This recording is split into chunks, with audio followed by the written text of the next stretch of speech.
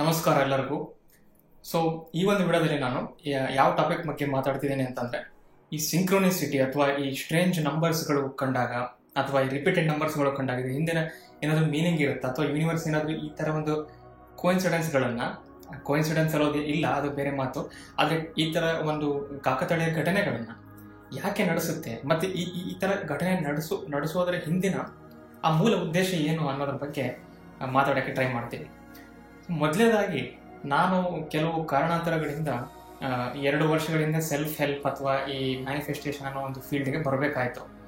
So ಇಲ್ಲಿಗೆ ಬಂದ ಮೇಲೆ ಫಸ್ಟ್ ನಿಮಗೂ ಇದರ ಅನುಭವ ಇದ್ದರೆ ಈ ಒಂದು ಫೀಲ್ಡಿಗೆ ಬಂದ ಮೇಲೆ ಯಾವ ಥರ ಬದಲಾಗ್ತಾರೆ ಅಂತಂದರೆ, ಸೆಲ್ಫ್ ಲವ್ ಅಥವಾ ಸೆಲ್ಫ್ ಕಾನ್ಸೆಪ್ಟ್ ಅನ್ನೋದು ತುಂಬ ಇಂಪಾರ್ಟೆಂಟ್ ಆಗ್ತಾ ಹೋಗುತ್ತೆ.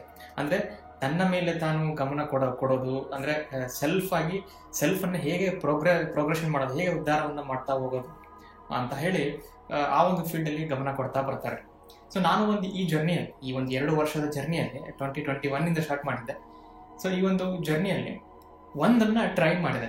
ಈ ಒಂದು 2 ವರ್ಷದ ರಾತ್ರಿಗಳಲ್ಲಿ ಒಂದನ್ನು ಟ್ರೈ ಮಾಡಿದೆ. ಎಸ್ಪೆಷಲಿ ಸಮ್ಮರ್ಗಳು, ಬ್ಯೂಟಿಫುಲ್ ಆಗಿರ್ತಕ್ಕಂಥ ಫೀಲಿಂಗ್ಗಳನ್ನು ಅನುಭವಿಸೋದು ಹೇಗೆ, ಅಥವಾ ಈ ಬ್ಯೂಟಿಫುಲ್ ಆಗಿರೋ ಫೀಲಿಂಗ್ ಅಂದರೆ ಏನು ಅಂತ ಹೇಳಿ ನನಗೆ ಕ್ವಶನ್ ಬರ್ತಾ ಹೋಯ್ತು. ಇದು ಒಂದು ದಿನದ ಕ್ವಶನ್ ಅಲ್ಲ. ಈ ಜರ್ನಿಯಲ್ಲಿ ಬಂದ ಮೇಲೆ ಬ್ಯೂಟಿಫುಲ್ ಅಂದರೆ ಏನು, ಅದು ಮೀನಿಂಗ್ ಏನು, ಈ ಥರ ಸುಂದರವಾದ ಫೀಲಿಂಗ್ಗಳು, ಸುಂದರವಾದ ಭಾವನೆಗಳನ್ನು ಬರೆಸೋದಂದ್ರೆ ಏನು ಅಂತ ಸ್ವಲ್ಪ ತರ್ಕದಿಂದ ಯೋಚನೆ ಮಾಡಿದರೆ ಒಂದು ಉದಾಹರಣೆ ಮೂಲಕ ಬ್ಯೂಟಿಫುಲ್ ಆಗಿರ್ತಕ್ಕಂಥ ಫೀಲಿಂಗ್ ಅಂದ್ರೆ ಏನು ಅಂತ ಅರ್ಥ ಮಾಡ್ಕೊಬಹುದು. ಈಗ ಪಿಯಾನೋ ಬಾರಿಸ್ತಾ ಇರ್ತಾರೆ ಯಾರೊಬ್ರು, ಅವರು ಹೇಗೆ ಬಾರಿಸ್ತಾ ಇರ್ತಾರೆ, ಅವ್ರೇನು ಮಾಸ್ಟರ್ ಇರೋದಿಲ್ಲ, ಯಾವ್ದಾವ್ದೋ ನೋಡ್ಸಿ ಹೆಂಗೆಂಗೋ ಬರ್ತಾ ಇರುತ್ತೆ, ಡಿ ಮೇಜರ್, ಎ ಮೈನರ್, ಏನೇನೋ. ಆದರೆ ಅದು ಕೇಳೋಕ್ಕೆ ಇಂಪಾಗಿ ಕೇಳಲ್ಲ ಅದು ನಮಗೆ. ಅದೇ ಯಾರು ಪಿಯಾನೋ ವಾದಕರು ಯಾರಿರ್ತಾರೆ, ಪಿಯಾನಿಸ್ಟ್, ಅವರು ಅದನ್ನು ಕರೆಕ್ಟಾಗಿ ಮೆಲೋಡಿ ಎಲ್ಲ ಬಾರಿಸ್ತಾ ಹೋದರೆ ಅವಾಗ ನಮಗೆ ಅದು ಮ್ಯೂಸಿಕ್ ಅಂತ ಕೇಳುತ್ತೆ, ಅಥವಾ ಅದು ಒಂದು ಬ್ಯೂಟಿಫುಲ್ ಆಗಿರ್ತಕ್ಕಂಥ ಒಂದು ಏನೋ ಮೆಲೋಡಿ ಬರ್ತಿದೆ, ಒಂದು ರಿದಮ್ ಬರ್ತಿದೆ ಅಂತ ಅನಿಸುತ್ತೆ. ಅಂದರೆ ನೋಡಿ, ಆರ್ಡರ್ ಇಲ್ಲಿ ಒಂದು ಚೆನ್ನಾಗಿ ಆಗಬೇಕು. ಇದು ಒಂದು ಮ್ಯೂಸಿಕ್ ಅಷ್ಟೇ ಅಲ್ಲ, ಒಂದು ಆರ್ಟ್ ಆಗಲಿ, ಒಂದು ಸ್ಪೋರ್ಟ್ಸ್ ಆಗಲಿ, ಒಂದು ಏನೇ ಒಂದು ಮಾತಾಗಲಿ, ಅಥವಾ ಹಾಡಾಡುವ ಕಲೆ ಆಗಲಿ ಚೆನ್ನಾಗಿ ಕಾಣಬೇಕು, ಅಥವಾ ಅದೊಂದು ಸುಂದರವಾಗಿ ಒಂದು ಬ್ಯೂಟಿಫುಲ್ ಆಗಿ ಕಾಣಿಸ್ಬೇಕು ಅಂತಂದರೆ ಅದರಲ್ಲಿ ಆರ್ಡರ್ ಇರಬೇಕು ಅಂತ ನನಗೆ ಗೊತ್ತಾಯ್ತು. ಆರ್ಡರ್ ಇರಬೇಕು ಅನ್ನೋ ಒಂದು ಹಿಂದಿನ ತಾತ್ಪರ್ಯ ಏನಪ್ಪ ಅಂತಂದರೆ, ನಾನು ಮನಸ್ಸಿನಲ್ಲಿ ಏನು ಅನ್ಕೊಳ್ತೀನಿ ಅದೇ ಬ್ರಹ್ಮಾಂಡದಲ್ಲಿ ನಡೀತಾ ಇರಬೇಕು. ಮನಸ್ಸಿನಲ್ಲಿ ಏನು ಅನ್ಕೊಳ್ತೀನಿ ಅದೇ ನನಗೆ 3Dಯಲ್ಲಿ ಕಾಣಬೇಕು. ಅಂದರೆ ಆರ್ಡರ್ ಇವತ್ತೇನೋ ಅನ್ಕೊಳ್ತೀನಿ, ಮುಂದೆ 5 ವರ್ಷ ಆದ್ಮೇಲೆ ಅದು ಯಾವಾಗ ಆಗುತ್ತೆ ಅಂದರೆ ಅದು ಮರ್ತಾ ಹೋಗ್ಬಿಟ್ಟಿರುತ್ತೆ. ಹಂಗಲ್ಲ, ಇವಾಗ ಒಂದು ಟಕ್ಕಂತೀನೋ ಅಂತೀನಿ, ಅದಕ್ಕೆ ತಕ್ಕಂಗೆ ಏನೋ ಬಂದಿರಬೇಕು. ನೀವು ನನ್ನ ತುಂಬ ವರ್ಷಗಳಿಂದ ನನ್ನ ವಿಡಿಯೋನ ಫಾಲೋ ಮಾಡ್ತಾ ಬಂದರೆ, ನಾನು ಹೋದ ವರ್ಷಗಳಲ್ಲೆಲ್ಲ ಹಳೆ ವಿಡಿಯೋಗಳಲ್ಲಿ ಹೆಂಗೆ ಈ ಬ್ರಹ್ಮಾಂಡ ನನ್ನ ಚಿಂತನೆಗಳನ್ನು ರಿಫ್ಲೆಕ್ಟ್ ಮಾಡುತ್ತೆ, ಅಥವಾ ಈ ಪೀಪಲ್ ಹೆಂಗೆ ನನ್ನ ಒಳಗಿನ ಒಂದು ಚಿಂತನೆಗಳನ್ನ ರಿಫ್ಲೆಕ್ಟ್ ಮಾಡ್ತಾರೆ ಅನ್ನೋದ್ರ ಬಗ್ಗೆ ಕೆಲವೊಂದು ವಿಡಿಯೋಗಳನ್ನು ಮಾಡಿದ್ದಾನೆ, ಹೊಸದಲ್ಲ. ಸೊ ಇಲ್ಲಿ ಒಂದು ಸತ್ಯ ಗೊತ್ತಾಯ್ತು, ಒಂದು ಫೀಲಿಂಗ್ ಬ್ಯೂಟಿಫುಲ್ ಆಗಿ ಇರಬೇಕು ಅಂತಂದರೆ ಅದರಲ್ಲಿ ಆರ್ಡರ್ ಇರಬೇಕು. ಆ ಆರ್ಡರು ಶಾರ್ಟ್ ಲೈಫ್ ಸ್ಪ್ಯಾನಲ್ಲಿ ಕರಿಬೇಕು ಅಂತ, ಶಾರ್ಟ್ ಲೈಫ್ ಸ್ಪ್ಯಾನಲ್ಲಿ ಆಗಬೇಕು ಅಂತ. ಅವಾಗ ನನಗೆ ಒಂದು ಪ್ರಶ್ನೆ ಬರುತ್ತೆ, ಓಕೆ ಮನಸ್ಸಿನಲ್ಲಿ ಏನೋ ಅಂದ್ಕೊಳ್ತೀನಿ, ಅದ್ರ ತಕ್ಷಣ ಆಗಿಬಿಡುತ್ತೆ. ಕೆಲವೊಂದು ಸಲ ನಾವೇ ಯಾರೋ ಬಗ್ಗೆ ಯೋಚನೆ ಮಾಡ್ತೀವಿ, ಯಾರೋ ಅವರು ಟಕ್ಕಂತ ಅವರೇ ಮೆಸೇಜ್ ಮಾಡಿಬಿಟ್ಟಿರ್ತಾರೆ, ಅಥವಾ ಅವರಿಂದಲೇ ಏನೋ ಸುದ್ದಿ ಬಂದಿರುತ್ತೆ 2 ದಿನ ಆದಮೇಲೆ. ಸೊ ಇದು ಮೇ ಬಿ ಕೋಇನ್ಸಿಡೆನ್ಸ್ ಇರ್ಬೋದು, ಇದೊಂದು ಕಾಕತಾಳಿ ಇರ್ಬೋದು. ಹಂಗಿದ್ದ ಮೇಲೆ ಈ ಸಿಂಕ್ರೋನಿಸಿಟಿ ಮತ್ತು ಈ ಕೋಇನ್ಸಿಡೆನ್ಸ್ ಅಂದರೆ ಉದ್ದೇಶಪೂರ್ವಕವಾಗಿ ಆಗೋದು ಬೇರೆ, ಅಥವಾ ಹೆಂಗೋ ಒಂದು like by chance, coincidence by chance ಆಗಿ ಆಗೋದು ಬೇರೆ. ಹೇಗೆ ಕಂಡುಹಿಡಿಯೋದು ಅಂತ ಕ್ವಶನ್ ಬಂದಾಗ ಆಬ್ವಿಯಸ್ಲಿ ಕಾರ್ಲ್ ಯುಂಗ್ ಅವರನ್ನ ನಾ ಇಲ್ಲಿ ನೆನೆಸ್ಬೇಕು. ಯಾಕಂತಂದರೆ ಕಾರ್ಲ್ ಯುಂಗ್ ಅವರು ಒಬ್ಬ ಸೈಕ್ಯಾಟ್ರಿಸ್ಟ್ ಆಗಿದ್ರು, ಸ್ವಿಸ್ ಸೈಕ್ಯಾಟ್ರಿಸ್ಟ್. ಅವರು ಈ ಸಿಂಕ್ರೋನಿಸಿಟಿ ಬಗ್ಗೆ ತುಂಬ ಅಧ್ಯಯನ ಮಾಡಿದ್ರು. ಅವರಿಗೊಂದು ಬಿಲೀಫ್ ಇತ್ತು, ಅದು ಏನು ಅಂತಂದರೆ ಈ ಸಿಂಕ್ರೋನಿಸಿಟಿಗಳು ಅನ್ನೋದು ಅವ್ರು ಒಂದು ಹೇಳ್ತಾ ಇದ್ರು, ಕೋಇನ್ಸಿಡೆನ್ಸ್ಗಳು ಜಗತ್ತಿನಲ್ಲಿ ಇರೋಕ್ಕೆ ಸಾಧ್ಯನೇ ಇಲ್ಲ, ನಥಿಂಗ್ ಈಸ್ ಅನ್ ಆಕ್ಸಿಡೆಂಟ್ ಅಂತ. ಆಕ್ಸಿಡೆಂಟ್ಸ್ ಅನ್ನೋದು ಇಲ್ಲೇ ಇಲ್ಲ, ಆಕಸ್ಮಿಕವಾಗಿ ಆಗ್ಬಿಡ್ತು ಅಂತಲ್ಲ. ಎಲ್ಲದಕ್ಕೂ ತನ್ನದೇ ಆದ ಒಂದು ಪ್ಯಾಟ್ರನ್ ಇದೆ, ತನ್ನದೇ ಆದ ಒಂದು ಮೀನಿಂಗ್ ಇದೆ. ಎಲ್ಲದು ಆ ಒಂದು ರಿದಮ್ಮಲ್ಲಿ, ಆ ಒಂದು ಪ್ಯಾಟ್ರನಲ್ಲಿ ಆ ಒಂದು ಮೀನಿಂಗ್ ಕೊಡ್ತಾನೆ ಹೋಗ್ತಾ ಇದೆ. ಅದು ನಮಗೆ ಕೆಲವೊಂದ್ಸಲ ಕಾನ್ಷಿಯಸ್ ಮೈಂಡಿಗೆ ಗೊತ್ತಾಗುತ್ತೆ, ಕೆಲವೊಂದ್ಸಲ ಕಾನ್ಷಿಯಸ್ ಮೈಂಡಿಗೆ ಗೊತ್ತಾಗಲ್ಲ. ಸೊ ಅದಕ್ಕೆ ನಾವು ಅದನ್ನು ಚಾನ್ಸು ಅಥವಾ ಅದು ಸಿಂಕ್ರೋನಿಸಿಟಿನೋ ಅಂತೇಳಿ ಡಿಸೈಡ್ ಮಾಡೋಕ್ಕಾಗಲ್ಲ. ಸೊ ಹೇಗೆ ಡಿಫೈನ್ ಮಾಡ್ಬೋದು ಸಿಂಕ್ರೋನಿಸಿಟಿ ಅಂತಂದರೆ, ಈ ಒಂದು ಆರ್ಡರ್ ಅಂತ ಹೇಳಿದಲ್ಲಿ ಇದನ್ನು ಹೇಗೆ ಡಿಫೈನ್ ಮಾಡ್ಬೋದು ಅಂತ ಕಾರ್ಲ್ ಯುಂಗ್ ಅವರು ಹೇಳಿದರೆ, ಈ ಸಿಂಕ್ರೋನಿಸಿಟಿ ಮತ್ತು ಕೋಇನ್ಸಿಡೆನ್ಸಿಗೆ ಏನು ವ್ಯತ್ಯಾಸ ಅಂತ ಹೇಳ್ತೀನಿ. ಸಿಂಕ್ರೋನಿಸಿಟಿ ಅಂದರೆ ಎಲ್ಲವೂ ಹಾರ್ಮೋನಿಯಸ್ ಆಗಿ ಆಗೋದು, ಅಂದರೆ ಎಲ್ಲವೂ ಸಹಬಾಳ್ವೆ ಆಗಿ, ಅಂದರೆ ಹೇಳಿದ್ನಲ್ಲ, ಒಂದಕ್ಕೊಂದು ಕಾಂಪ್ಲಿಮೆಂಟ್ರಿ ಆಗಿರೋದು. ಸೊ ಆ ಥರ ಅರ್ಥ ಏನು ಅಂತಂದ್ರೆ ಇದು ಒಂದು ಕೋಇನ್ಸಿಡೆನ್ಸೆ. ಸಿಂಕ್ರೋನಿಸಿಟಿ ಅನ್ನೋ ಘಟನೆ ಒಂದು ಕೋಇನ್ಸಿಡೆನ್ಸೆ, ಒಂದು ಕಾಕತಾಳೀಯನೇ. ಆದರೆ ಇದ್ರ ಹಿಂದೆ ಚಾನ್ಸ್ ಇರುತ್ತೆ. ಬೈಲಕ್, ಈಗ ರೋಡಲ್ಲಿ ಹೋಗ್ತಿದ್ದೆ ಬೈಲಕ್ ಏನೋ ಸಿಕ್ಬಿಡ್ತಪ್ಪ, ಅಲ್ಲಿ ಹೋಟೆಲಿಗೆ ಹೋಗಿದ್ದು ಬೈಲಕ್ ಅವರು ನನಗೆ ಎದುರಿಗೆ ಬಂದ್ಬಿಟ್ರಪ್ಪ, ಹಿಂಗೆ. ಸೊ ಈ ಸಿಂಕ್ರೋನಿಸಿಟಿ ಅಂದರೆ ಅದು ಒಂದು ಲಕ್ಕೆ, ಅದೊಂದು ಕೋಇನ್ಸಿಡೆನ್ಸೆ. ಕೋಇನ್ಸಿಡೆನ್ಸ್ ಪ್ಲಸ್ ನಮಗೆ ಗೊತ್ತಾಗಲಾರ್ದಕ್ಕಂಥ ಮಿಸ್ಟೀರಿಯಸ್ ಫ್ಯಾಕ್ಟರ್ ಸೇರಿರುತ್ತೆ. ಅದನ್ನು ಸೇರಿದಾಗ ಏನು ಉಂಟಾಗುತ್ತೋ ಅದಕ್ಕೆ ನಾವು ಸಿಂಕ್ರೋನಿಸಿಟಿ ಅಂತೀವಿ. ಇದು ಕೋಇನ್ಸಿಡೆನ್ಸ್ ಮತ್ತು ಸಿಂಕ್ರೋನಿಸಿಟಿಗೆ ಇರೋ ವ್ಯತ್ಯಾಸ. ಕೋಇನ್ಸಿಡೆನ್ಸ್ ಅಂದರೆ ಕಾಕತಾಳಿ ಅಂತಂದರೆ ಬೈ ಚಾನ್ಸ್ ಆಗೋದು, ಪ್ರೊಬಾಬಿಲಿಟಿ, ಸಾಧ್ಯತೆಗಳಿಂದ ಆಗೋದು, ಅಂದರೆ ನಮಗೆ ಏನಂತ ಗೊತ್ತಾಗಲ್ಲ. ಸಿಂಕ್ರೋನಿಸಿಟಿ ಅಂದರೆ ಕೋಇನ್ಸಿಡೆನ್ಸ್ ಪ್ಲಸ್ ಏನೋ ಒಂದು ಮಿಸ್ಟೀರಿಯಸ್ ಫ್ಯಾಕ್ಟರ್ ಆ್ಯಡ್ ಆಗಿರುತ್ತೆ, ಇದು ಯಾವಾಗಲೂ ಆ್ಯಡ್ ಆಗಿರುತ್ತೆ ಅಂತ ಅವ್ರು ನಂಬ್ತಾ ಇದ್ರು. ಸೊ ಈ ಥರ ಒಂದು ಡೆಫಿನೇಷನ್ ಕೊಡ್ತಾ ಇದ್ರು. ಇದನ್ನು ನಾವು ದಿನನಿತ್ಯದಲ್ಲಿ ಹೇಗೆ ಒಂದು ಗಮನಿಸ್ಬೋದು?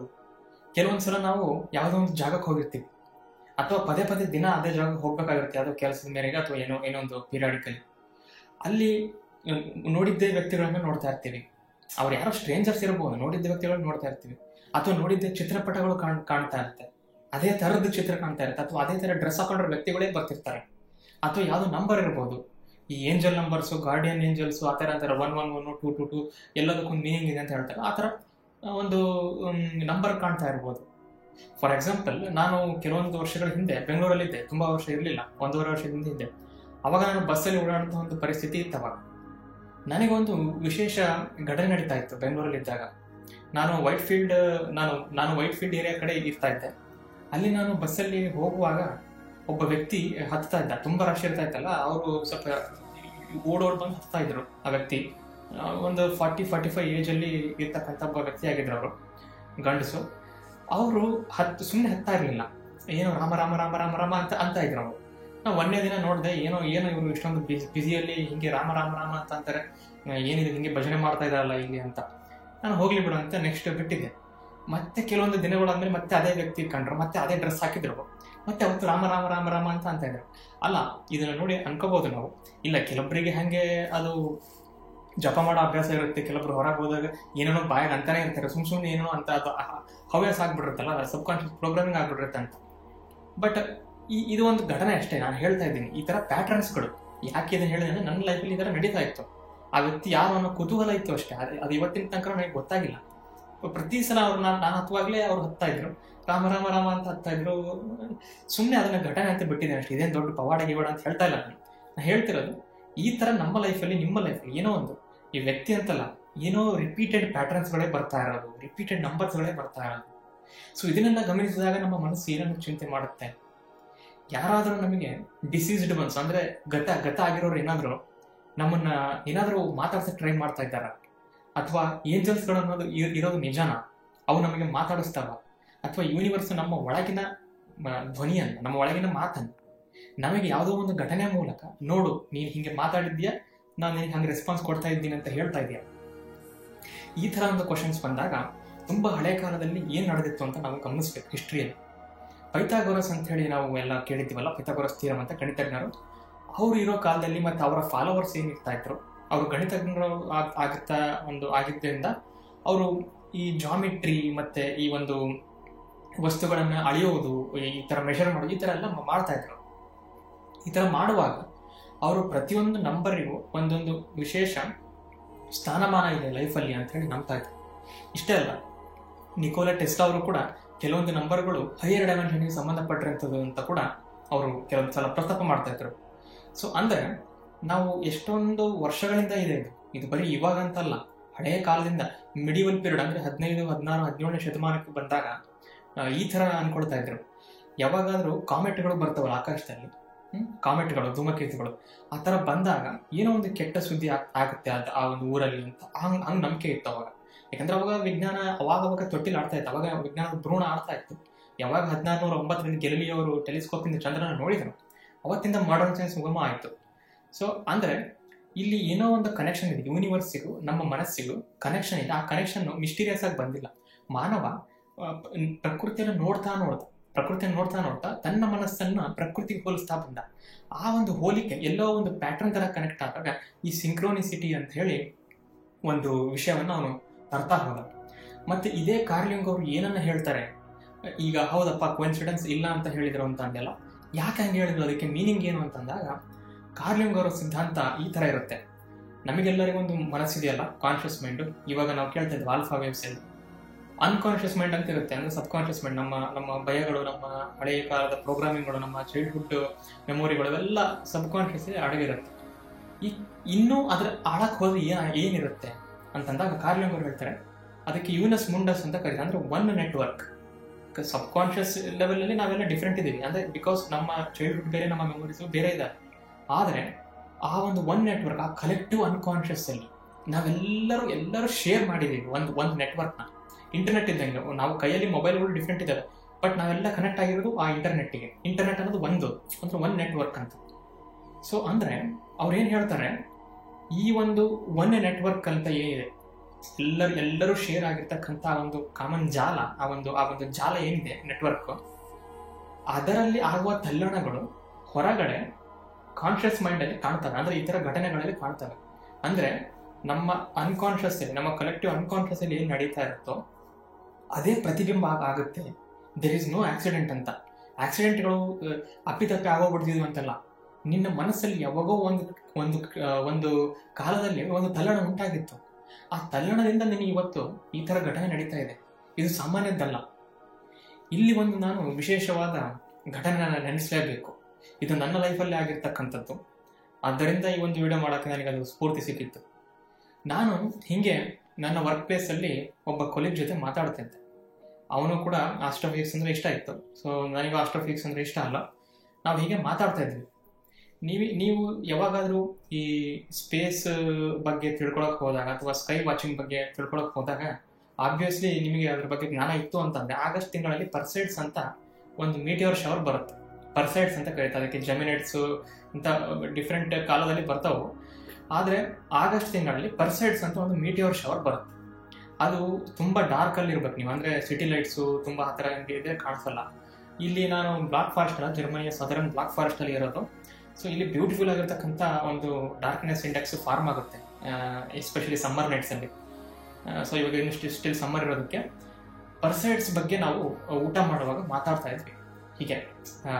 ಆವಾಗ ನಾನು ಕೇಳಿದೆ, ಮತ್ತೆ ಅವನು ನಾನೊಂದು ಈಗ ಊರು ಹೊರಗಿದ್ದೀನಿ, ನಾನು ಸ್ವಲ್ಪ ಈ ಒಂದು ಸಿಟಿಗಿಂತ ಊರು ಹೊರಗಿದ್ದೀನಿ. ಅವನು ಅದರಿಂದ ಸ್ವಲ್ಪ ಆಚೆ ಇದೆ. ಅಂದರೆ ಅವನಿರೋ ಜಾಗದಲ್ಲಿ ಇಡೀ ಮಿಲ್ಕಿ ವೇ ಕೂಡ ಚೆನ್ನಾಗಿ ಕಾಣುತ್ತೆ, ಅಷ್ಟು ಡಾರ್ಕ್ನೆಸ್ ಇದೆ. ಇಲ್ಲೆಲ್ಲ ಚಿಕ್ಕ ಚಿಕ್ಕ ಹಳ್ಳಿಗಳಲ್ಲ. ಸೊ ಆದ್ದರಿಂದ ಅವನಿಗೆ ಕೇಳಿದೆ, ಸೊ ನೀ ಇರೋ ಜಾಗದಲ್ಲಿ ಪರ್ಸೈಡ್ಸ್ ಕಾಣ್ತಾ ಅಂತ. ಇಲ್ಲ ಕಂಡಿಲ್ಲ, ಅದು ಆದರೆ ಹೋಲ್ ನೈಟ್ ಅಲ್ಲ, ಯಾವಾಗ ಬರುತ್ತೆ, ಲಕ್ಕಿ ಇರಬೇಕು ನೀನು, ನಿನಗೆ ಕಾಣ್ತಾ ಪರ್ಸೈಡ್ಸ್ ಅಂತ ಕೇಳಿ. ನಾವಿಬ್ರು ಸ್ಟಾರ್ ಗೇಸಿಂಗ್ ಮಾಡ್ತಿದ್ವಲ್ಲ, ಅದಕ್ಕೆ ಗೊತ್ತಿರ್ತಿತ್ತು, ಮಾತಾಡ್ತಿದ್ವಿ ಯಾವ ತಿಂಗಳ ಏನು ಅಂತ. ನಾನು ಅಷ್ಟೊಂದು ಲಕ್ಕಿ ಇಲ್ಲ, ಮೇ ಬಿ ನಾನು ನೋಡಿಲ್ಲ, ತುಂಬ ಬ್ಯುಸಿ ಇರ್ತೀನಲ್ಲ, ನಾನು ಕಿಟಕಿ ಮುಚ್ಚಿರ್ತೀನಿ, ಆಮೇಲೆ ಮರಗಳು ಅಡ್ಡ ಇರ್ತವೆ, ಅಷ್ಟೊಂದು ಕಾಣಲ್ಲ ಅಂತ. ಹೀಗೆ ಕೆಲವೊಂದು ದಿನಗಳಾಯ್ತು. ದಿನ ಕೇಳ್ತಾ ಇದ್ದೇವೆ, ನೀನು ಕಾಣ್ತಾ, ಇವತ್ತು ಕಾಣ್ತಾ. ಯಾಕಂದ್ರೆ ಅದೊಂದು ಪೀರಿಯಡಲ್ಲಿ ಕಾಣುತ್ತೆ, ಒಂದು 3-4 ದಿನದಲ್ಲಿ ಪೀಕಾಗಿ ಬರುತ್ತಾ ಪರ್ಸೈಡ್ಸ್ಗಳು. ಅದು ರಾತ್ರಿ ಯಾವಾಗಾದ್ರೂ ಬರ್ಬೋದು. ಈ ಥರ ಆಗಿ ಒಂದು ವೀಕೆಂಡಲ್ಲಿ ನಾನು ಹಿಂಗೆ ಊಟ ಮಾಡಿ ತಣ್ಣಗೆ ಗಾಳಿ ಬಿಟ್ಟಿತ್ತು. ಬೆಳಗ್ಗೆಲ್ಲ ತುಂಬ ಬಿಸಿ ಇತ್ತಲ್ಲ, ರಾತ್ರಿ ಆದ ತಕ್ಷಣ ಒಂದು ಮಳೆ ಬಂದು ತಣ್ಣಗೆ ಗಾಳಿ ಬಿಟ್ಟಿತ್ತು. ಆಮೇಲೆ ಸ್ಕೈ ಕ್ಲಿಯರ್ ಆಗಿತ್ತು. ಇಲ್ಲಿ ಅಬ್ರಪ್ಟ್ ವೆದರ್ ಆಗ್ತಾ ಇರುತ್ತೆ. ಸೊ ಕ್ಲಿಯರ್ ಆಗಿತ್ತು ಸ್ಕೈ. ನಾನು ಊಟ ಮಾಡಿ ಕಿಟಕಿ ಹತ್ರ ಹೋಗಿ ನಿಂತಿದ್ದೆ. ಇಲ್ಲಿ ಬ್ರಾಡ್ ಆಗಿರ್ತಕ್ಕಂಥ ಆಕಾಶಗಳು ಕಾಣ್ತವೆ, ನಾನು ಇರ್ತಕ್ಕಂಥ ಜಾಗದಲ್ಲಿ, ಊರು ಹೊರಗಿದ್ದೀನಲ್ಲ. ಹಾಗೆ ನಿಂತಾಗ ನಾನು ಒಂದು ಅವಲೋಕನ ಮಾಡ್ತಾ ಇದ್ದೆ. ಏನು ಅವಲೋಕನ ಮಾಡ್ತಾ ಇದ್ದೆ ಅಂದರೆ, ಈ ಒಂದು 2 ವರ್ಷಗಳಲ್ಲಿ ಹೆಂಗೆ ಚೇಂಜ್ ಆದೆ ನಾನು, ಯಾಕೆ ಚೇಂಜ್ ಆದೆ, ಈ ಒಂದು ನನ್ನೆಲ್ಲ ಆಗ್ತಕ್ಕಂಥ ಫೀಲಿಂಗ್ಗಳಿಗೆ ಇದರ ಅರ್ಥ ಏನು, ಯಾಕೆ ನಾನು ಸೆಲ್ಫ್ ಹೆಲ್ಪನ್ನು ಮಾಡ್ಕೋಬೇಕಾಯ್ತು, ಇದೆಲ್ಲ ಎಷ್ಟು ಒಂದು ಮಿಸ್ಟ್ರಿ ಅಲ್ಲ ಇದು. ಇದೊಂದು ಲೈಫ್ ಅನ್ನೋದು ಒಂದು ಈ ಚೇಂಜಸ್ಗಳು ಅಬ್ಸರ್ವ್ ನೋಡಿ, ಈ ಒಂದು ಚೇಂಜಸ್ಗಳನ್ನು ಹೆಂಗೆ ಅಬ್ಸರ್ವ್ ಮಾಡ್ತಾ ಇದ್ದೀನಲ್ಲ ನಾನು. ಆದರೂ ಕೂಡ ವರ್ಸ್ಟ್ ಅನ್ನೋದು ಆಗಿಲ್ಲ ಲೈಫಲ್ಲಿ. ವರ್ಸ್ಟ್ ಅನ್ನೋದು ಯಾವತ್ತೂ ಇರೋದಿಲ್ಲ ಅಂತ. ಎಲ್ಲವೂ ಬ್ಯೂಟಿಫುಲ್ ಆಗಿರ್ತಕ್ಕಂಥದ್ದು. ಈವನ್ ಪೇಲ್ ಕೂಡ ಬ್ಯೂಟಿ, ಈವನ್ ಡಾರ್ಕ್ನೆಸ್ ಅನ್ನೋದು ಕೂಡ ಒಂದು ಬ್ಯೂಟಿ. ಅದರಲ್ಲಿರ್ತಕ್ಕಂಥ ಬ್ಯೂಟಿಯನ್ನು ಅನುಭವಿಸ್ತಕ್ಕಂಥ ಒಂದು ಮೆಂಟಾಲಿಟಿ ಈ ಒಂದು ಸೆಲ್ಫ್ ಹೆಲ್ಪ್ ಜರ್ನಿಯಲ್ಲಿ ಬಂದಿರೋದಕ್ಕೆ ನಾನು ಲಕ್ಕಿ ಇರ್ಬೋದಲ್ಲ ಅಂತ ಆ ಒಂದು ಅವಲೋಕನ ಮಾಡ್ತಾ ಇದ್ದೆ. ಹಾಗೆ ಮಾಡ್ತಾ ಸ್ವಲ್ಪ ಹಿಂಗೆ ಕಿಟಕಿಯಿಂದ ತಲೆನ ಹೊರಗೆ ಹಾಕಿದೆ. ಬ್ರಾಡ್ ಆಗಿರ್ತಕ್ಕಂಥ ಆಕಾಶ, ವಿಚಿತ್ರವಾಗಿರ್ತಕ್ಕಂಥ ನಾರ್ದರ್ನ್ ಪ್ಯಾಟರ್ನ್ಸ್ ಕಾಣ್ತಾ ಇತ್ತು, ಕಾನ್ಸ್ಟಲೇಷನ್ಸ್ ಎಲ್ಲ. ಆಮೇಲೆ ನಾನು ಆ ಸಡನ್ ಮೂಮೆಂಟಲ್ಲಿ ಒಂದು ಯೋಚನೆ ಬಂತು. ಅದು ಏನಂತಂದ್ರೆ, ಇಡೀ ಯೂನಿವರ್ಸೇ ನಂದಾಗಿದ್ರೆ ಹೌ ವುಡ್ ಐ ಫೀಲ್ ಅಂತ. ಅಂದ್ರೆ ಇವತ್ತು ಇದು ನಂದು, ಆ ಮೊಬೈಲ್ ನಂದು, ಆ ಒಂದು ಅವ್ರನ್ನೊಂದು ಇವ್ರನ್ನೊಂದು ಅಂತ ನಾವು ಹೊಡೆದಾಡ್ತೀವಿ. ಅಷ್ಟೆಲ್ಲ ಇದ್ರೂ ಕೂಡ ನಮಗೆ ತೃಪ್ತಿ ಆಗಲ್ಲ. ಅಂದಮೇಲೆ ಅಲ್ಟಿಮೇಟ್ ತೃಪ್ತಿ ಅಂದ್ರೆ ಏನು? ಅನಂತವನ್ನು ಹೊಂದಿದ್ರೆ ಮಾತ್ರ ಅಲ್ಟಿಮೇಟ್ ತೃಪ್ತಿ. ಅನಂತವನ್ನು ಹೊಂದಕ್ಕಾಗುತ್ತಾ? ಇಡೀ ಯೂನಿವರ್ಸ್ ನಾನು ಆಗಕ್ಕಾಗುತ್ತಾ ಅಂತ ಹೇಳಿ ಇಡೀ ಯೂನಿವರ್ಸ್ನೇ ನಾನಾಗಿದ್ರೆ ಎಂಥ ಫೀಲಿಂಗ್ ಅದು. ವಾವ್, ಇದಕ್ಕೊಂದು ಸೂಚನೆ ಕೊಟ್ಬಿಟ್ಟಿದ್ರೆ, ಈ ಯೂನಿವರ್ಸ್ ನಂದು ಅನ್ನೋದಕ್ಕೊಂದು ಏನಾದ್ರು ಸೂಚನೆ ಕೊಟ್ಟಿದೆ ಅಂದ್ರೆ ನಂದು ಅಂದ್ರೆ ನಾನು ಓನ್ ಮಾಡ್ತೀನಿ ಅಂತಲ್ಲ, ಇಟ್ ಬಿಲಾಂಗ್ಸ್ ಟು ಮೀ ಅಂತ. ಇಟ್ ಬಿಲಾಂಗ್ಸ್ ಟು ಮೀ ಅನ್ನೋ ಅರ್ಥ ಏನಂತಂದ್ರೆ ಆ ಅಲ್ಟಿಮೇಟ್ ಅನಂತ ಏನಿದೆ, ಆ ಒಂದು ಎಟರ್ನಲ್ ಏನು ಯೂನಿವರ್ಸ್ ಅಂತ ನಾವೇನು ಕರಿತೀವಿ, ಅದರಲ್ಲಿ ನಾನು ಮರ್ಜ್ ಆಗಿದ್ದಾಗ, ಆ ಒಂದು ನಿರ್ಮಾಣದಲ್ಲಿ ಮರ್ಜ್ ಆಗಿದ್ದಾಗ ಹೆಂಗೆ ಫೀಲಿಂಗ್ ಆಗೋದು ನಮ್ಮ ನಿಜವಾದ ಮನೆ. ಸೊ ಆ ಒಂದು ಮೂಮೆಂಟ್ ಅಲ್ಲಿ, ಆ ಒಂದು ಬ್ಯೂಟಿಫುಲ್ ಆಗಿರ್ತಕ್ಕಂಥ ಕ್ಷಣದಲ್ಲಿ ಒಂದು ಬ್ರೈಟ್ ಆಗಿರ್ತಕ್ಕಂಥ ಸ್ಟಾರ್ ಪೀಸ್ ಇರತಕ್ಕಂಥ ಒಂದು ಪರ್ಸೈಡ್ ಮೀಟಿಯರ್ ಶವರ್ ಅದು. ಆಕ್ಚುಲಿ ಆ ಪರ್ಸೈಡ್ ಮೀಟಿಯರ್ ನನ್ನ ಕಣ್ಣು ಮುಂದೆ ಹಾದು ಹೋಯ್ತು. 3 ಸೆಕೆಂಡ್ ಇತ್ತು ಅಷ್ಟೇ. ಅದು ನೋಡಕ್ ಹೆಂಗಿತ್ತು ಅಂತಂದ್ರೆ, ಮುಂದೆ ಲೈಕ್ ಆಲ್ಮೋಸ್ಟ್ ಪೆಂಟಗಾನ್ ಶೇಪಲ್ಲಿ ಇತ್ತು. ಅವು ಕಲ್ಲು ಬಂಡೆಗಳಲ್ಲ, ಅವು ಐಸ್ ಮತ್ತೆ ಕಲ್ಲಿಂದ ಮಾಡಲ್ಪಟ್ಟಿರ್ತಾವೆ ಮೀಟಿಯರ್ಸ್. ಅಟ್ಮಾಸ್ಫಿಯರ್ ಬಂದ ತಕ್ಷಣ ಅವು ಬರ್ನ್ ಆಗ್ತವೆ. ಆಕ್ಚುಲಿ ಬ್ರೈಟ್ ಯೆಲ್ಲೋ ಕಲರ್ ಇತ್ತು. 3 ಸೆಕೆಂಡ್ ಇದ್ದು ಮಾಯ ಆಯ್ತು. ತಕ್ಷಣ ಅದು ಬಂದ ತಕ್ಷಣ ರೇ ಆಫ್ ಹೋಪ್ ತರ, ಆಶಾ ಕಿರಣದ ತರ, ಎಲ್ಲೋ ಒಂದು ಕಗ್ಗತ್ತಲ್ಲಿ ಬಂದ ಆಶಾ ಕಿರಣ ತರ. ವಾವ್, ನಾನು 3 ದಿನದ ಹಿಂದೆ ಪರ್ಸೆಟ್ಸ್ ನೋಡಿದೆ ಅಂತ ಮಾತಾಡ್ತಿದ್ವಿ, ಲಕ್ ಬಗ್ಗೆ ಮಾತಾಡ್ತಿದ್ವಿ. ಇವಾಗ ನೋಡು, ನಾನು ಯಾವ ಯೋಚನೆ ಮಾಡ್ತಾ ಇದ್ದೆ, ಇಡೀ ಯೂನಿವರ್ಸ್ ನಂದಾಗಿದ್ರೆ ಹೇಗೆ, ಈ ಒಂದು ಎಟರ್ನಲ್ ನಿರ್ಮಾಣದಲ್ಲಿ ನಾನು ಮರ್ಜ್ ಆಗಿದ್ದಾಗ ಯಾವ ತರ ಫೀಲಿಂಗ್ ಬರೋದು, ಈ ಭೂಮಿ ಮೇಲೆ ಇದನ್ನೊಂದು ಅಂತ ಹೊಡೆದಾಡ ನನಗೆ ಇಡೀ ಯೂನಿವರ್ಸ್ ನಂದಾಗಿದ್ದಾಗ ಆ ಒಂದು ಫೀಲಿಂಗು ಈ ಒಂದು ಹೋಪ್ ತರ ಬರುತ್ತೆ.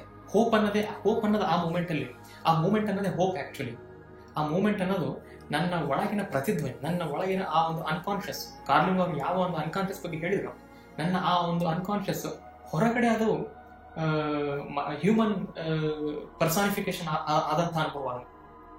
ಸೊ ಇದಾಗಿ 2-3 ದಿನ ಆದ್ಮೇಲೆ ಅವ್ನಿಗೆ ಹೇಳಿದೆ ನಾನು, ನನಗೆ ಈ ತರ ಪರ್ಸೆಟ್ಸ್ ಕಾಣ್ತು ಅಂತ ಹೇಳಿ. ಅವನಿಗೆ ಕಾಣಲಿಲ್ಲ. ನೀನು ತುಂಬಾ ಲಕ್ಕಿ ಇರ್ಬೋದು ಅಂತ.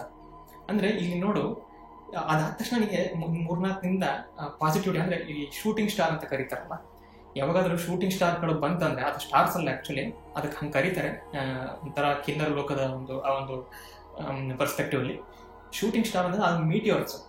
ಅವು ಬಂದಾಗ ಏನು ವಿಶ್ ಮಾಡ್ತೀವೋ ಅದು ನಿಜ ಆಗುತ್ತೆ ಅಂತ ಹೇಳಿ ತುಂಬಾ ಇದು ಮತ್ತೆ ಹಳೆ ಕಾಲದ ನಂಬಿಕೆಗಳ. ಅದು ಕರೆಕ್ಟಾಗಿ ಅದು ನಿಜ ಆಗುತ್ತೆ ಇಲ್ಲ ಅಂತ ಹೇಳಿ ಹೇಳಕ್ಕಾಗಲ್ಲ, ಬಿಕಾಸ್ ಅದು ಅವರವರ ನಂಬಿಕೆ. ಅಂದ್ರೆ ಸಿಂಕ್ರೋನಿಸಿಟಿ ಹೇಗಿರುತ್ತೆ ಅಂತ ನಾವು ಮಾತಾಡ್ತಿದ್ದೀವಿ. ಸಿಂಕ್ರೋನಿಸಿಟಿ ಹೇಗಿರುತ್ತೆ ಅಂದಮೇಲೆ ನಿಮ್ಗೊಂದು ಕ್ವಶನ್ ಬರುತ್ತೆ. ಈಗ ನಿನ್ನ ಮನಸ್ಸಿಗೆ ಹಂಗೇನೋ ಅನ್ಕೊಂಡೆ ನೀನು, ಯೂನಿವರ್ಸ್ ಅಂದಾಗಿದೆ ಹೇಗೆ ಅಂತ. ಆವಾಗ ನಿನಗೆ ಆ ಪರ್ಸೆಂಟ್ ಮೀಟಿಯರ್ ಶವರ್ ಕಾಣ್ತೀವಿ, ಎಕ್ಸಾಕ್ಟ್ ಅದೇ ಮೂಮೆಂಟಿಗೆ ಕಾಣ್ತದ, ಬ್ರೈಟ್ ಆಗಿರ್ತಕ್ಕಂಥದ್ದು. ಸೊ ನೀ ಅದನ್ನ ಹೋಪಿನ ಸಂಕೇತವಾಗಿ ನೀನು ಹೋಲಿಸ್ತೀಯ. ಓಕೆ, ಇದನ್ನ ಸಿಂಕ್ರೋನಿಸಿಟಿ ಅಂತ ಕರೀತೀಯ. ಆದ್ರೆ ನೆಕ್ಸ್ಟ್ ಟೈಮ್ ನೀ ಇದೇ ತರ ಯೋಚನೆ ಮಾಡಿದಾಗ ಹಂಗೆ ಆಗುತ್ತೆ ಅಂತ ನಿನ್ಗೆ ಗ್ಯಾರಂಟಿ ಇದೆಯಾ ಅನ್ನೋದು ಇಲ್ಲಿ ಇಂಪಾರ್ಟೆಂಟ್ ಕ್ವಶನ್. ಹೌದು, ಇಲ್ಲಿ 2 ವಿಧಗಳು. ಒಂದು ಫೋರ್ಸ್ಫುಲ್ ಆಗಿ ಮನಸ್ಸಿಂದ ಏನೋ ಒಂದು ಮಾಡೋದು, ಅಥವಾ ಫೋರ್ಸ್ಫುಲ್ ಮ್ಯಾನಿಫೆಸ್ಟೇಷನ್ ಮಾಡೋದು, ಫೋರ್ಸ್ಫುಲ್ ಆಗಿ ಒಬ್ರು ಬೇಕು ಅನ್ನೋದು, ಫೋರ್ಸ್ಫುಲ್ ಆಗಿ ಒಂದಿನ ಪಡ್ಕೋಬೇಕು ಅನ್ನೋದು, ಫೋರ್ಸ್ಫುಲ್ ಆಗಿ ಒಂದು ಬ್ಯೂಟಿಫುಲ್ ಆಗಿರ್ತಕ್ಕಂಥ ಫೀಲಿಂಗ್ ಪಡ್ಕೋಬೇಕು ಅನ್ನೋದು ಒಂದು ವಿಧ. ಆದ್ರೆ ನ್ಯಾಚುರಲ್ ಆಗಿ ಹೂ ವೈ ಅಂತ ಏನು ಚೈನೀಸ್ ಫಿಲಾಸಫಿ ಇದೆ, ಅಂದ್ರೆ ಡೋಂಟ್ ಟ್ರೈ, ನ್ಯಾಚುರಲ್ ಆಗಿ ನನ್ನ flow, go with the flow ಅಂತಾರಲ್ಲ, ಇದಕ್ಕೆ ಫ್ಲೋ ಮೆಂಟಾಲಿಟಿ ಅಂತ ಕರೀತಾರೆ. ನನ್ನ ಒಂದು ಪ್ರತಿಧ್ವನಿಯೇ ಆಗ್ತಾ ಇದೆ ಅನ್ನೋ ಒಂದು ಯೋಚನೆಯನ್ನ ನಾನು ಅಬ್ಸೆಸ್ ಆಗೋದು ಬೇಕಾಗಿಲ್ಲ. ನನಗೆ ಗೊತ್ತಿದೆ ನನಗೆ ಯಾವಾಗ ಏನಾಗುತ್ತೆ ಅಂತ ನನಗೆ ಗಟ್ ಫೀಲಿಂಗ್ ಬರ್ತಿದೆ. ಇದಕ್ಕೆ ಅನ್ನೋದು ಇಂಟ್ಯೂಷನ್ ಅಂದ್ರೆ ಗಟ್ ಫೀಲಿಂಗ್ಸ್ ಅಂತ. ಹಾಗಿದ್ಮೇಲೆ ಈ ಇಂಟ್ಯೂಷನ್ ಹೇಗೆ ಅನ್ನೋ ಜಾಸ್ತಿ ಮಾಡ್ಕೊಳ್ಳೋದು, ನಮ್ಮ ಒಳತನ ಏನೋ ಒಂದು ಹೇಳ್ತಾ ಇರುತ್ತೆ ನನಗೆ.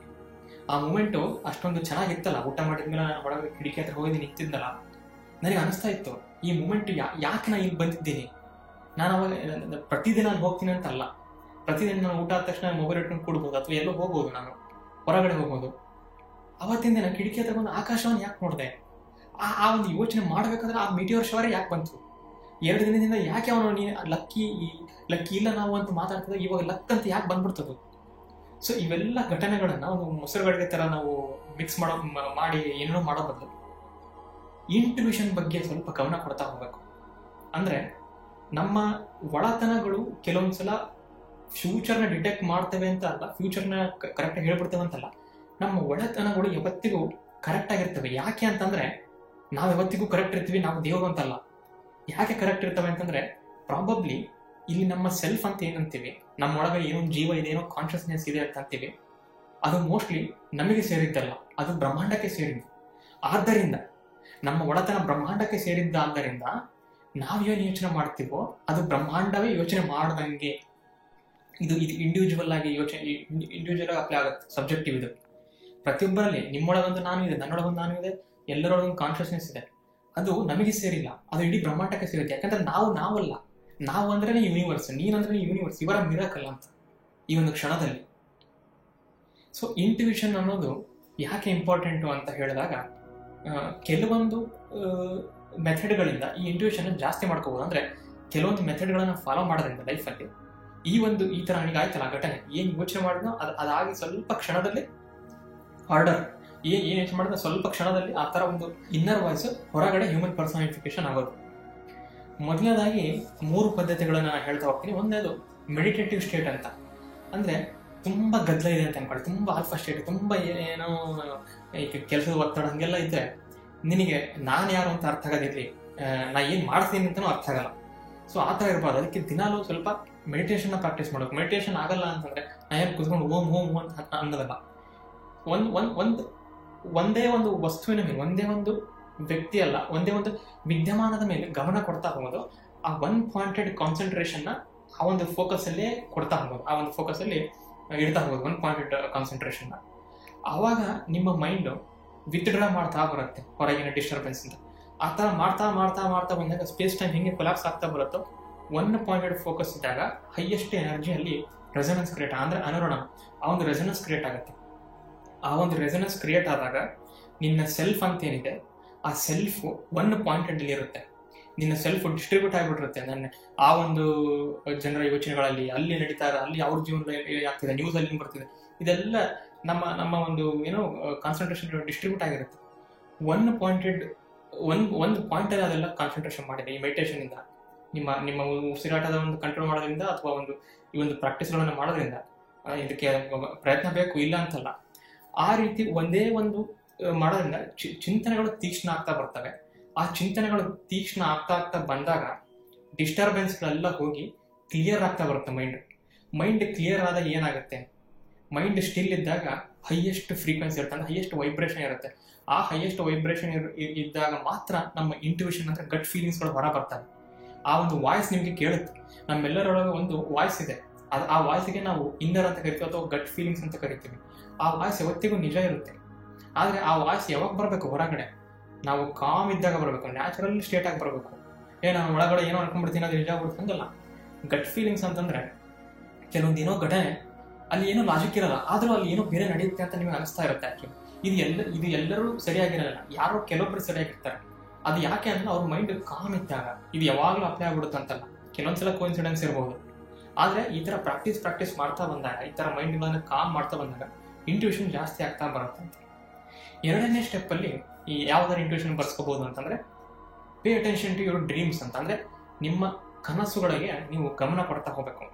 ಈ ಒಂದು ಪರ್ಸೆಡ್ಸ್ ಮೀಟಿಯರ್ ಶವರ್ ಹೇಳಿದ್ನಲ್ಲ ನಾನು, ಈ ಕನಸುಗಳು ಯಾಕೆ ಗಮನ ಕೊಡಿಸ್ಬೇಕು ಅಂತಂದ್ರೆ ಕೆಲವೊಂದ್ಸಲ ಮತ್ತೆ ಇದೇ ಸೈಕಾಲಜಿಸ್ಟ್ಗಳು ಏನ್ ಮಾತಾಡ್ತಾರೆ ಅಂತಂದ್ರೆ, ಕನಸುಗಳು ರ್ಯಾಂಡಮ್ ಆಗಿ ಬರ್ತವೆ, ಮೀನಿಂಗ್ ಇರಲ್ಲ, ಅದಕ್ಕೆ ಕಲರೇ ಇಲ್ಲಾರದ ಕಲರ್ಗಳು ಕಾಣ್ತವೆ, ಜಾಗನೇ ಇಲ್ಲಾರದ ಜಾಗಗಳು ಕಾಣ್ತವೆ, ಕೇಳಿಸ್ತಿರ್ತಕ್ಕಂಥ ಮ್ಯೂಸಿಕ್ಗಳು ಕೇಳಿಸುತ್ತೆ, ಮುಖ ಇರದೇ ಇರತಕ್ಕಂಥ ವ್ಯಕ್ತಿಗಳು, ಡಾರ್ಕ್ ಪ್ಲೇಸಸ್ಗಳು, ಬ್ರೈಟ್ ನಕ್ಷತ್ರಗಳು, ಈ ತರ ಎಲ್ಲೆಲ್ಲೋ ಬೀಳ್ತಿರೋದು ಅಂತ ಆ ತರ ಒಂದು ಕನಸುಗಳು ಬರ್ತಾ ಇರ್ತವೆ. ಇವೆಲ್ಲವೂ ಸಬ್ ಕಾನ್ಷಿಯಸ್ಗೆ ರಿಲೇಟೆಡ್. ಸಬ್ ಕಾನ್ಷಿಯಸ್ ಅಲ್ಲಿ ಏನೇನು ತಲ್ಲಣಗಳಾಗಿದ್ದಾವೆ, ಸಬ್ ಕಾನ್ಷಿಯಸ್ ಅಲ್ಲಿ ಏನೇನು ವಿಚಿತ್ರ ಘಟನೆಗಳು ಸೇವ್ ಆಗಿರುತ್ತವೆ. ನಾವು ಆ ಒಂದು ಶಾಡೋ ಅಂತ ಏನು ಕರಿತೀವಿ, ಇದನ್ನು ಅನ್ನೋದ್ರ ವಿಡಿಯೋದಲ್ಲಿ ಹೇಳಿದ್ದೆ, ಆ ಒಂದು ಶಾಡೋ ಅಥವಾ ಅನ್ಎಕ್ಸ್ಪ್ಲೋರ್ಡ್ ಪಾರ್ಟ್ ಅದು ಎಕ್ಸ್ಪ್ರೆಸ್ ಆಗ್ತಾ ಬರುತ್ತೆ. ಯಾಕಂದ್ರೆ ನಾವು ಥೀಟಾ ಸ್ಟೇಟ್ಗೆ ಹೋಗ್ತೀವಿ ಮಲ್ಕೊಂಡಾಗ. ಸೊ ಅವಾಗ ಕನಸುಗಳಿಗೆ ರ್ಯಾಂಡಮ್ ಆಗಿ ಹೋಗ್ತೇವೆ ಅಂತ ಅನ್ಸಿದ್ರು ಕೂಡ, ಈಗ ಕನಸಿನಲ್ಲಿ ಒಂದು ರಾಕ್ಷಸ ಬಂದ್ರೆ ಆ ರಾಕ್ಷಸ ನಮ್ಮ ಯಾವುದೋ ಒಂದು ಕೆಟ್ಟ ಗುಣ ಸಬ್ ಕಾನ್ಷಿಯಸ್ ಸೇವ್ ಆಗಿರ್ತಕ್ಕಂಥದ್ದು. ಸೊ ಈ ತರ ನನಗೆ ಈ ಪರ್ಸೆಡ್ಸ್ ಮೀಟಿಯರ್ ಶವರ್ ಕಾಣಕ್ಕಿಂತ ಒಂದು 3-4 ದಿನದ ಹಿಂದೆ ಒಂದು ವಿಚಿತ್ರವಾದ ಕನಸು ಬಂದಿತ್ತು. ಆ ಕನಸಿಗೆ ಇದಕ್ಕೂ ರಿಲೇಷನ್ ನಾನು ಹುಡುಕ್ತಾ ಇದ್ದೀನಿ ಇವಾಗ. ಅದೇನು ಅಂತಂದ್ರೆ, ನಾನು ನಮ್ಮ ಅಮ್ಮಮ್ಮರ ಮನೆಗೆ ಹೋಗಿದ್ದೆ. ನಾನು ಅಜ್ಜಿಗೆ ಅಮ್ಮಮ್ಮ ಅಂತ ಕರಿತೀನಿ. ಸೊ ನಾನು ಚಿಕ್ಕವನಿದ್ದಾಗ ತುಂಬಾ ಅಮ್ಮಮ್ಮರ ಮನೆಯಲ್ಲಿ ಕಳೀತಾ ಇದ್ದೆ. ಆ ಥರ ಹೋದಾಗ ಹಿತ್ತಲಲ್ಲಿ ನಾನು ಕೂತಿದ್ದೆ ಆ ಕನಸಿನಲ್ಲಿ. ಅಮ್ಮಮ್ಮ ಅಲ್ಲಿ ಏನೋ ಮಾಡ್ತಾ ಇದ್ರು ಅಡುಗೆ ಮನೆಯಲ್ಲಿ, ಯಾರೂ ಇರಲಿಲ್ಲ ಮನೆಯಲ್ಲಿ, ಇಬ್ಬರೇ ಇದ್ವಿ. ಹಿತ್ತಲಲ್ಲಿ ನಾನು ಆಡ್ತಾ ಇರುವಾಗ ಇದ್ದಕ್ಕಿದ್ದಂಗೆ ಆಕಾಶ ಎಲ್ಲ ಒಂಥರ ನಾರ್ದರ್ನ್ ಲೈಟ್ಸ್ ತರ. ಬಟ್ ನಾ ಇದ್ದಿದ್ದು ಇಂಡಿಯಾದಲ್ಲಿ ಅಲ್ಲಿ ನಾರ್ದರ್ನ್ ಲೈಟ್ಸ್ ಬರಲ್ಲ, ಕನಸಲ್ಲ ಅದು. ಸೊ ಏನ್ ಬೇಕಾದ್ರೆ ನಡೀಬೋದು. ನಾರ್ದರ್ನ್ ಲೈಟ್ಸ್ ತರ ಒಂದು ಕಾಣ್ತಾ ಇತ್ತು, ಹಸಿರು ಕಲರು, ನೀಲಿ ಕಲರು. ಇದ್ದಕ್ಕಿದ್ದಂಗೆ ಆ ಒಂದು ಮೋಡಗಳಲ್ಲಿ, ಆ ಒಂದು ಆಕಾಶದ ಮೋಡಗಳಲ್ಲಿ ಏನು ಬಂತು ಅಂದರೆ ಒಂದು ಸ್ಪೇಸ್ ಶಿಪ್ ಥರ ಒಂದು ಬರ್ತಾ ಹೋಯ್ತು. ನಾನು ವಾ ವಾ ವಾ ಅಂತೇಳಿ ಓದಕ್ಕೆ ಸ್ಟಾರ್ಟ್ ಮಾಡಿದೆ, ಅದೇನು ಅಂತ. ಅಮ್ಮಮ್ಮ ಹೊರ ಬಂದ್ಬಿಟ್ಟು ನನ್ನ ಎತ್ಕೊಂಡ್ಬಿಟ್ಟು ಹೇಳಿದ್ರು. ನಾ ಚಿಕ್ಕವನಿದ್ದೆ ಅವಾಗ ಕನಸಲ್ಲಿ, ಯಾಕೆ ಹಿಂಗೆ ಓದರ್ತಾ ಇದೆ ಅಂತ. ಅಲ್ಲಿ ನೋಡೋ ಮೇಲೆ ಏನೋ ಬರ್ತಾ ಇದೆ, ಒಂದೇನೋ ಸ್ಪೇಸ್ ಶಿಪ್ ಥರ ಬರ್ತಾ ಇದೆ ಅಂತ. ಇಷ್ಟೇ ಅದು ಕನಸು. ಅಂದರೆ ಯಾಕೆ ಇದೊಂದು ಹೇಳಿದೆ ಅಂತಂದರೆ ಇದು ಕನಸು, ಇದಕ್ಕೆ ಅಲ್ಲ, ಇದೊಂದು ಕನಸು. ಇದಾಗಿ 2-3 ದಿನ ಅಂದರೆ ಆ ಪರ್ಸೈಡ್ಸ್ ಮೀಟಿಯರ್ ಶವರ್ ಅಂದರೆ ಹೊರಗಡೆ ರಿಯಾಲಿಟಿಲಿ ಒಂದು ರಿಯಲ್ ಆಗಿ ಅಂದರೆ ರಿಯಾಲಿಟಿ 3D ಜಗತ್ತಿನಾಗೆ ಮೀಟಿಯರ್ ಶವರ್ ಕಂಡಿದೆ. ಅದು ಒಂದು ಸ್ಪೇಸಲ್ಲಿ ಹೋಗ್ತಕ್ಕಂಥ ಒಂದು ಏನೋ ವಸ್ತು ಆಯ್ತಾ. 3 ದಿನದಿಂದ ನನಗೆ ಒಂದು ಕನಸು ಬಂದಿತ್ತು. ಅದರಲ್ಲಿ ನಮ್ಮ ಅಮ್ಮಮ್ಮ ಎತ್ಕೊಂಡಾಗ ನನಗೆ ಒಂದು ಸ್ಪೇಸ್ ಶಿಪ್ ಕಂಡಿತ್ತು. ಅಂದರೆ ಈ ಸ್ಪೇಸ್ ಶಿಪ್ ಕನಸಲ್ಲಿ ಬಂದಿತ್ತು, ಮುಂದೆ ನಿನಗೆ ಏನಾದರೂ ಸ್ಪೇಸಲ್ಲಿ ನಿನಗೇನೋ ಕಾಣುತ್ತೆ ಅನ್ನೋದಕ್ಕೆ ಲಿಂಕನ್ನು ನಾನು ಹೊಂದಿಸ್ಬೋದು. ಇವಾಗ ಇದಕ್ಕೆ ಲಿಂಕ್ ಇದೆ ಅಂತ ನಾನು ಹೇಳ್ತಾ ಇಲ್ಲ ಕರೆಕ್ಟಾಗಿ. ನೀವು ಆ ಥರ ತಪ್ಪು ತಿಳ್ಕೊಬಾರ್ದು, ನಿನಗೆ ಕನಸು ಬಿದ್ದಿದ್ದಕ್ಕೆ ನಿಮ್ಗೆ ಆ ಥರ ಕಾಣ್ತು ಅಂತ. ಹಂಗಲ್ಲ, ನಾನು ಏನು ಹೇಳ್ತಾ ಇದ್ದೀನಿ, ಇದಕ್ಕೆ ಲಿಂಕನ್ನು ನೀವು ಹೊಂದಿಸ್ಬೋದು. ಯಾವುದೇ ಘಟನೆ ಆಗಿರಲಿ, ನಿಮ್ಗೆ ಕನಸಿನಲ್ಲಿ ಬಂದಿರ್ತಕ್ಕಂಥ ಯಾವುದೇ ಘಟನೆ ಆಗಿರಲಿ, ಇದಕ್ಕೊಂದು ಪ್ಯಾಟ್ರನನ್ನು ನಾವು ಎಸ್ಟಾಬ್ಲಿಷ್ ಮಾಡ್ಬೋದು. ಈ ಎಸ್ಟಾಬ್ಲಿಷ್ ಮಾಡಿದ ಮೇಲೆ ಈ ಪ್ಯಾಟ್ರನ್ನ ಸೇವ್ ಮಾಡ್ತಾ ಹೋಗ್ಬೇಕು, ಒಂದು ಕಡೆ ಲಾಗ್ ಮಾಡ್ತಾ ಹೋಗ್ಬೇಕು. ಇದನ್ನೇ ನಾನು ಎಕ್ಸ್ಪೆರಿಮೆಂಟ್ ಮಾಡ್ತಾ ಇರೋದು ಇವಾಗ. ನನ್ನ ಮನಸ್ಸಿಗೆ ಯಾಕೆ ಎಕ್ಸ್ಪೆರಿಮೆಂಟ್ಗಳು ಮಾಡ್ತೀನಿ ಅಂತಂದರೆ, ಏನೋ ಒಂದು ಸತ್ಯ ಅಡಗಿದೆ. ಆ ಕಾರ್ಲ್ ಜಂಗ್ ಅವರು ಯಾವ ಒಂದು ಪ್ರೊಬಬಿಲಿಟಿ ಬಗ್ಗೆ ಮಾತಾಡಿರಲ್ಲ, ಪ್ರೊಬಬಿಲಿಟಿ, ಚಾನ್ಸ್ ಪ್ಲಸ್ ಏನೋ ಮಿಸ್ಟೀರಿಯಸ್ ಒಂದು ಅಡಗಿದೆ. ಇದಕ್ಕೆ ನಾವು ಸಿಂಕ್ರೋನಿಸಿಟಿ ಅನ್ನೋದು. ಈ ಥರ ನೆಕ್ಸ್ಟ್ ಕನಸುಗಳಿಗೆ ಬೀಳ್ತಾವಲ್ಲ, ಅವಾಗ ನಾನು ನೋಟ್ ಮಾಡ್ತೀನಿ. ಆ ಥರ ನೆಕ್ಸ್ಟ್ ಕನಸು ಬಿದ್ದಾಗ ನನಗೆ ರಿಯಾಲಿಟಿ ಏನಾಯಿತು ಅಂತ ನೋಡ್ತೀನಿ. ಸೊ ಟ್ಯಾಲಿ ಮಾಡಿದಾಗ ಆ ಒಂದು ಇಡೀ ಲೈಫಲ್ಲಿ ಒಂದು 3-4 ವರ್ಷ ನೀವು ಈ ಥರ ಮಾಡ್ತಾ ಬಂದರೆ, ಕನಸಾದ್ಮೇಲೆ ಸ್ವಲ್ಪ ದಿನ ಆಮೇಲೆ ಆಯಿತು, ಕನಸಾದ್ಮೇಲೆ ಏನಾಯಿತು, ಇವಾಗ ನಿಮಗೆ ಒಂದು ಪ್ಯಾಟ್ರನ್ ಎಸ್ಟಾಬ್ಲಿಷ್ಮೆಂಟ್ ಆಗುತ್ತೆ.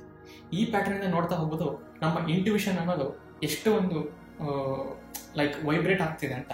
ಅಂದರೆ ಕನಸು ಅಂದರೆ ಸಬ್ಕಾನ್ಷಿಯಸ್ ರಿಲೇಟೆಡ್ ಅಲ್ಲ, ಈ ಸಿಂಕ್ರೋನಿಸಿಟಿ ಹೊರಗಡೆ ನಡೆಯೋದು ಸಬ್ಕಾನ್ಷಿಯಸ್ ರಿಲೇಟೆಡ್. ಸೊ ಇವೆರಡು ಸೇಮ್ ಇರಬೇಕು ಅಂತ.